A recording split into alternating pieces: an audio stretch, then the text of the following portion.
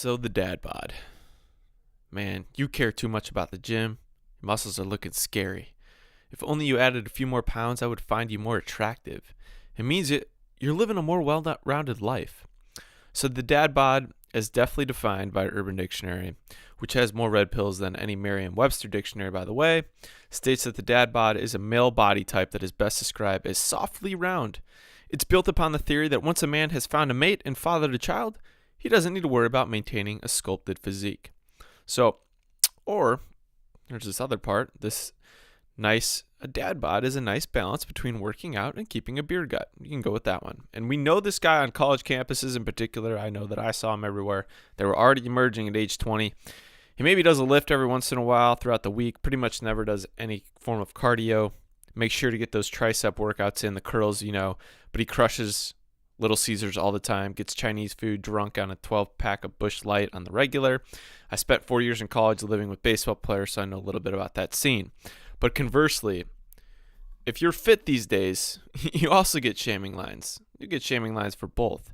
But if you got the dad bod, sometimes for women, you're more inviting, you're more balanced, at least what you see on the internet sometimes, but only so much you can trust.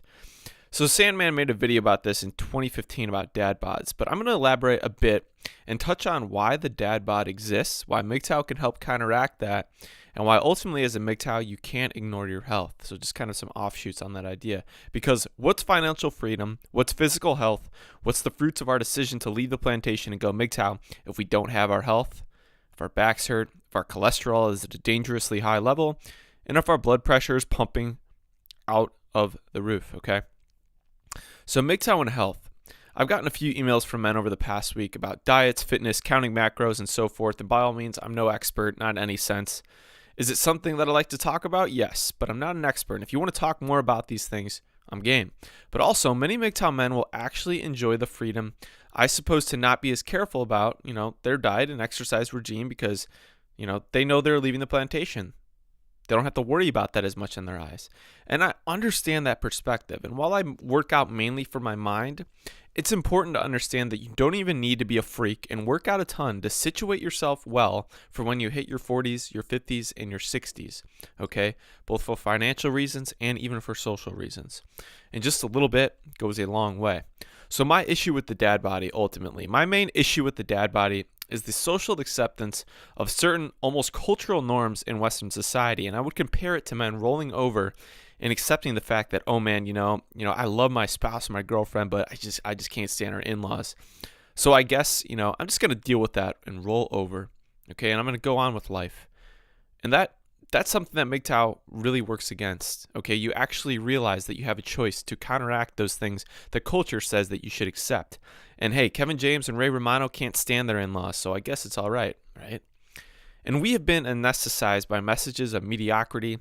And you also have to realize that while these sitcoms for some are a good mind break, on the whole, shows like this and messages from the media, sitcoms, they are made for the ones that are living that life currently, almost to commiserate. And a MGTOW man doesn't necessarily have the same interest in George Lopez because he can't relate to that life, okay? And people have accepted defeat, and nothing irks me more than accepting defeat and rolling over. And that's what the dad bod represents in a lot of cases, how it's understood.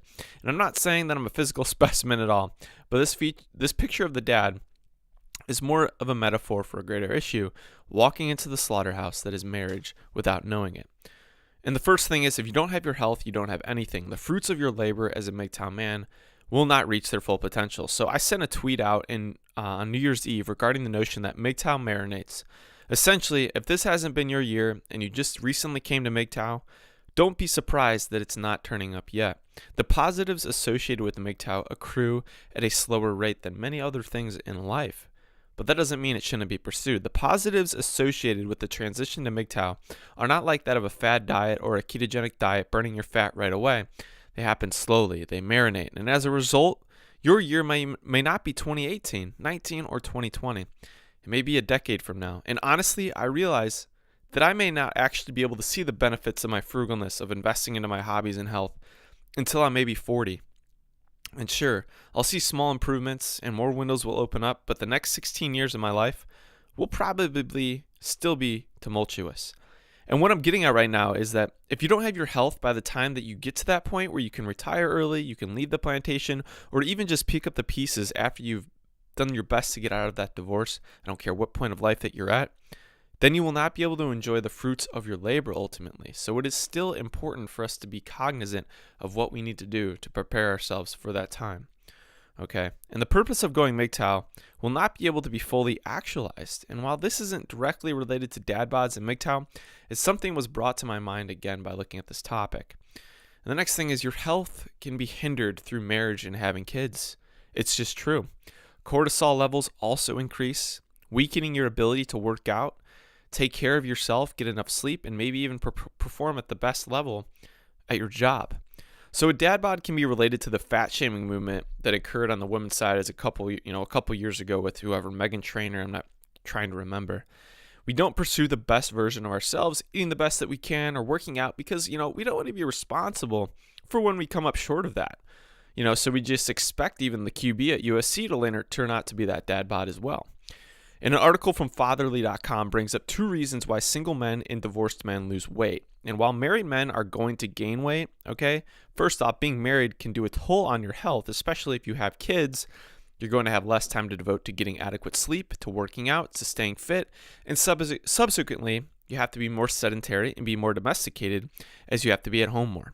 You have to watch the kids more. And to boot, you have less time and energy.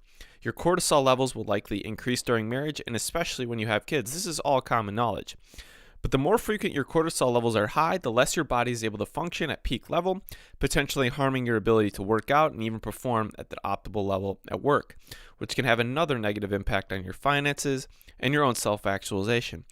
So many things point to not getting married and having kids, including your own personal physical health, manifested in this dad bod.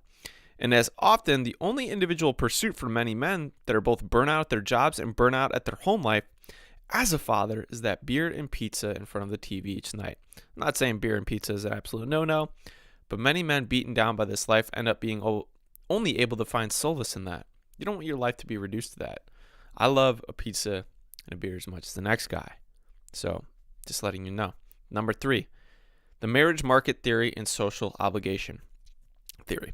So going off an article from fatherly.com that I looked at today is actually a relatively balanced article. There are 2 theories present that I found telling. Marriage market theory implies the obvious, that those that are on the market have a greater push and incentive to stay fit and to work out because they're in the selling phase. They're flipping that house or they're getting that baseball player on the last year of his contract before free agency. And conversely, there is social obligation theory, which states that men that are married in this instance will have higher body mass indices than single men because men that are married will eat poorer diets, more calorically dense foods, and essentially be in more social situations, eat more frequently, and go out to these restaurants more where they're eating unhealthy food. And this is done out of social obligation, appeasing people at dinner parties, appeasing your wife, whatever it is. Not to mention your weight doesn't just increase, your wallet increases, okay? So on one hand, you've got the security of being with your partner, and the next you've got social expectations. This notes something else. This notes that there is this lack of internal motivation behind your drive to do something, which is more likely to produce long-term positives and results in your life. And so for many women, I've found this is a confounding topic in regards to eating well and working out. I've been questioned as to why I even consider working out and improving my body if I'm not pursuing dating. And I've heard people say, really, the only reason to have good abs and to work that, that part of your body is to look good for your partner, your boyfriend, whatever it is. And what I see through that, nobody is wanting to improve themselves for themselves these days so that they can live a better life, avoid having medical bills when they get older, and perform all the physical activities that they desire to do when they have the time, freedom, and ability to do those things later in life, as MGTOW allows. And sometimes, I've been in this relationship before, I'm sure you guys have too. You go to the gym, you get accused of trying to monkey branch through that. And the next thing I want to bring up here, it's proof once again of what men and women value socially. And the difference is there. We like to ignore it, but it's always there. A man values his appearance for primarily societal rank reasons and primal reasons, for reasons that reflect his ability to defend his family and go hunt. For looking back to the caveman days, essentially, as he was programmed as a male. This does not necessarily apply to modern day culture, and thus it is often misinterpreted that the most important thing in wooing a female is your body. It's not the case, especially in an information and digital age. Look no further than the dad bod and many women's strange affinity for it. You don't have to look far on the internet to see articles delineating the reasons as to why a dad bod is attractive, whether or not they agree with it. It's out there. But one of the main reasons is because it actually indicates age, and with age, you likely have more assets. It's like the salt and pepper gray beard. Look no further than the famed picture of Leonardo DiCaprio running on the beach recently. There was money, there was status, there was value, but he's kind of let himself go a little bit. And a man will express concern and depression often later in life if his intellectual and economic value doesn't rise with his age. But he will be better able to accept a decline in physical appearance than a post-wall female will on most occasions, because once again, nature and biology does not lie to us. Okay, our natural instincts tell us what we need to value. And you don't really have to do much work to avoid being this dad bod, to getting into this situation. And men that play the long game and just exert a mild amount of energy towards maintaining good physical shape will set themselves up to stay far higher on the sexual marketplace value market as they reach in the 40s and their 50s. Obviously, this is not a particular goal of mine, but men that are in that group may be more likely to be hired and actually seen as viable employees. And although MGTOW men will possess different goals than the man that is looking to get back on the market and date, this is also another way that the scarcity and abundance principle is smashed once again. Just a little bit of jogging here and there, some occasional weights, maybe just a decent routine of push-ups, whatever it is, pull-ups, you're good. Don't eat too much processed food, have a little patience, and things start to turn. Patience is key, okay?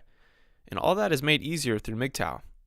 Once again, it's almost like a video game cheat code. So do you have a similar story to share, the one that I've shared today? More comments, you can reach out to me through my email at sunrisehoodie@gmail.com and on Twitter at sunrisehoodie. I will get back to you at the very least, guys, and respond and potentially make a video about it. Hoodies up, men. Hoodies out.